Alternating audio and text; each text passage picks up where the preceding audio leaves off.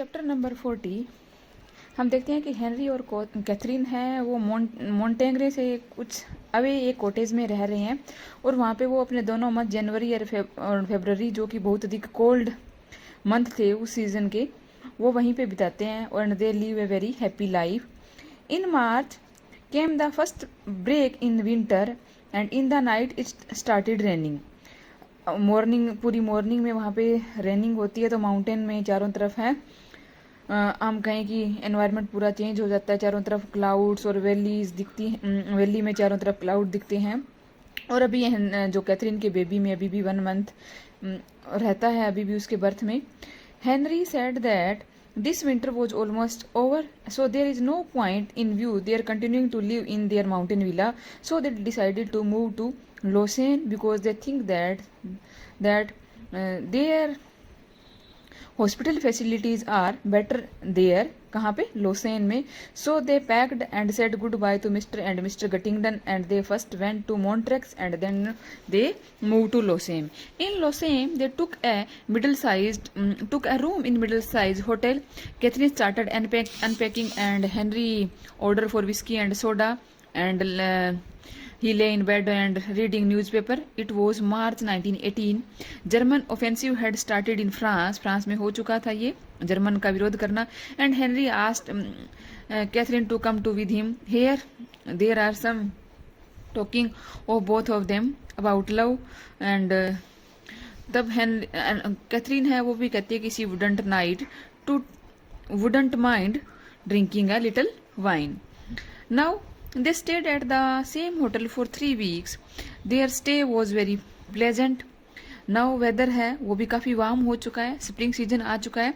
Catherine bought the things that are necessary for a newborn baby and Henry also starting to gymnasium for a little exercise or sometimes they both of them go on rides in the country in a carriage.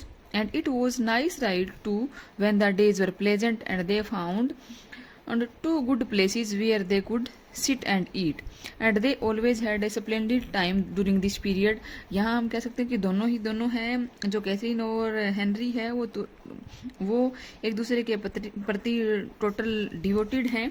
या हम कह सकते हैं कि दे live a very happy life in the company of each other. 41 we see that one morning Henry woke up at 3 o'clock in the morning and he find that Catherine was staring in the bed पे stir हो रही है. Then she told him that she was having pains. Henry telephoned to the doctor and doctor advised him that she should be admitted in the hospital. At the hospital a woman at the counter table took necessary particular note down and when she asks Catherine about her religion Catherine replies that she had no religion. Then the woman just drew a line in the space where religion was to be specified. Catherine was then given a room. The pains came quite regularly then slackened off. बाद में वो धीमी हो जाती हैं.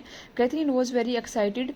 She said that she wanted to be a good wife and have this child without any foolishness. वो एक अच्छी वाइफ बनना चाहती है और वो ज़्यादा अपने आप को यूँ कही ना ही तो हिस्ट्रिकल बनना चाह रही है और ना ही ज़्यादा वो विम्पर होना चाह रही है क्योंकि वो नहीं चाहती कि अपनी चीख और चिल्लाट से है कैथरीन को हेनरी को वो किसी ट्रबल में डाले, तो वो इसके लिए कोई ट्रबल क्रिएट नहीं करना चाहती.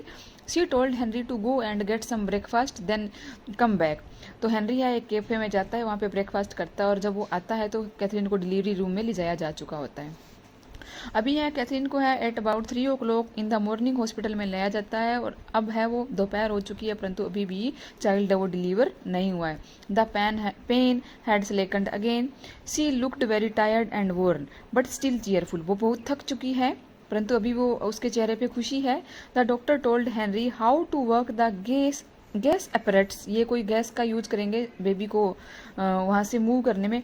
So that the gas could B gas का जो गैजेट होता है जो इंस्ट्रूमेंट है उसके बारे में बताता है. सो दैट ताकि the gas could be administered to Catherine without the doctor's help whenever she felt too much pain. जब पेन होगी तो वो उसको गैस को एडमिनिस्टर करना है. And she was now getting very tired. बहुत अधिक वो थक चुकी है. She said that she wondered whether the baby would be born at all. वो इतना ही चाहती है कि क्या बेबी बोर्न हो गया. At 2 o'clock Henry went out for lunch. As the time for lunch was already over. He ordered some snacks. वो कुछ स्नैक्स खाता है. When he return he found the doctor sitting by Catherine side. Catherine said that the doctor was wonderful and had been telling her a story in order to keep her mind off the pain. अभी भी देखो हम Catherine की bravery को देख सकते हैं कि वो हेनरी को अपनी पेन के बारे में, अपनी टायर्डनेस के बारे में नहीं शो कर रही है. She told Henry that she was not going to die and the doctor said that she should not think of death at all. Henry felt deeply troubled by Catherine's condition because it was not a case of normal delivery. Ultimately, the doctor said that it would be necessary to perform a cesarean operation in order to get the child, and then the operation should be performed without delay as Catherine was losing too much strength. उसकी बहुत ज़्यादा वो ताकत है, खो चुकी है, तो उनको वो कहते हैं कि ऑपरेशन है उनको जल्दी ही करना पड़ेगा. इन दिस चैप्टर हम देखते हैं कि another doctor came with 2 nurses. Catherine was remove to the operation theatre. The operation was performed but the child was found to be dead. Catherine seem to be all right. बिल्कुल ठीक लग रही होती है. Henry felt troubled by the thought that the child had not been baptised. कि बच्चे को उसको वो वन के बाद कैथरीन है वो बिल्कुल ऑल राइट लग रही है, परंतु थोड़ा सा हम कहें कि हेनरी है वो टर्बल्ड, दुखी फील हो रहा है, क्योंकि उसने बच्चे का ये बैप्टाइज एक ईसाइयों में परंपरा होती है. जब बच्चे का नामकरण किया जाता है ना, तो वो कुछ एक रिचुअल्स करते हैं कि वो उसके बच्चे की नहीं की जा चुकी, वो उससे पहले ही उसकी डेथ हो चुकी है. बट कुछ समय बाद कैथरीन को एक हेमरेज होता है, हेमरेज जिसमें टू मच ब्लड लूज होता है. नर्स है वो हेनरी को बताती है कि कैथरीन की कंडीशन है वो डेंजरस है. Henry tried to cheer Catherine but she said that she was going to die. He asked her if she wanted him to bring a priest to see her, कि वो किसी priest से मिलना चाहती है. She said that she wanted only him to be present by her. She asked him whether after her death. वो उसे पूछते कि क्या वो उसकी मृत्यु के बाद किसी अन्य लड़की से लव करेगा. तो कैथरीन कहता है कि वो किसी से दोबारा लव नहीं करेगा. She said that she was not in least of. कहते वो मृत्यु से बिल्कुल भी नहीं डर रही. कहते यह तो केवल एक हेटेड डेथ है, जस्ट एक हेट, परंतु कहता कि जो मृत्यु है वो एक हेट करने वाली चीज़ है. I am not a bit afraid, it is just a dirty trick. बहुत ही डर्टी ट्रिक है ये. A little later she become unconscious. वो फिर अनकॉन्शियस हो जाती है और ऐसा लगता है कि उसको फिर से हेमरेज हुआ था. The doctor could not stop the haemorrhage and after a while Catherine died. Henry asked the nurses to leave him alone in the room with Catherine, but it was useless. It was still like to say goodbye to a statue, and after some time Henry came out of the hospital and walked back in his hotel room in the rain. तो इस chapter में हम देखते हैं कि Catherine की भी काफ़ी ब्रेव है, वो ब्रेवली है, उस सिचुएशन को फेस करती है. और हम हेनरी के भी थॉट्स को देखते हैं जब वो कैथरीन है, जब कैथरीन की मर रही होती है या वो पेनफुल सिचुएशन में होती है, तो कहता है poor poor dear Cat and this was the price you paid for sleeping together. या ये कह सकते this was the end of the trap, this was what people got for loving each other. कहता यही तो लव का परिणाम होता है कि तुम्हें आज एंड यानी तुम्हारी लाइफ का एंड हो गया. तो ये जो काफ़ी उसके जो वर्ड्स हैं काफ़ी हार्ट टचिंग है. और जब एक नर्स उससे पूछती है कि क्या उसके मन में उसके जो जिसके उसके बेटे की डेथ हो गई है, क्या उसके लिए कोई फीलिंग नहीं है, then he replies no because he nearly killed his mother. कि उसने पैदा होती अपनी माँ को भी मार दिया. Then he prays for Catherine survival. I knew she was going to die and I prayed that she wouldn't. Don't let her die. वो बार बार गॉड से प्रे करता है. तो यहाँ हम कैथरीन उसकी हेनरी की पैथेटिक सिचुएशन को देख सकते हैं कि किस तरीके से उसने वो कैथरीन के लिए प्रे करता है.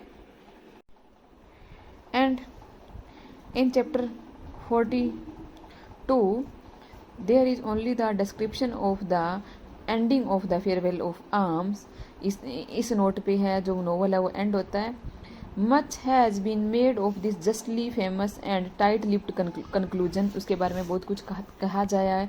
कुछ रीडर तो ये कहते हैं कि एक हाई पॉइंट्स पे ये only loneliness of modern fiction को शो करता है. ट्रेजिक जो मॉडर्न फिक्शन की है उसको शो किया गया है. And at the same time the deprivation during and after the First World War, या after the First World War जो लोगों के ऊपर उसकी मेंटल और फिजिकल जो उसके कॉन्सिक्वेंसेज हुए थे उसको भी इसमें डिस्क्राइब किया गया है. And there is no doubt that this was precisely the effect of Hemingway sought to achieve during all his writing of the conclusion. ये हेमिंगवे की बेस्ट राइटिंग है. And one of the another critics, Hoffman, says about Hemingway critics were at first respectfully polite, even hopeful, and sometimes enthusiastic. Of course, there already existed a sense of his importance for all his time, and the spareness of his style was sometimes suspected and being somehow symptomatic. यहाँ हम Hoffmann के जो उसके Hemingway के style के ऊपर उसके views देख रहे हैं. There was an artist at work. Most people suspected that whether the artist was a genius और not. A farewell to arm should perhaps prove. कहते हैं कि ये अपने आप में एक जीनियस वर्क है और ये नॉवल है, बिल्कुल पॉपुलर और ग्रेट नॉवल है. Coming to the end of the time it is not only distinguished but you can say it is one of the most famous novel of post-war decade which was written by Hemingway. So students, this is all about the novel A Farewell to Arms. Thank you.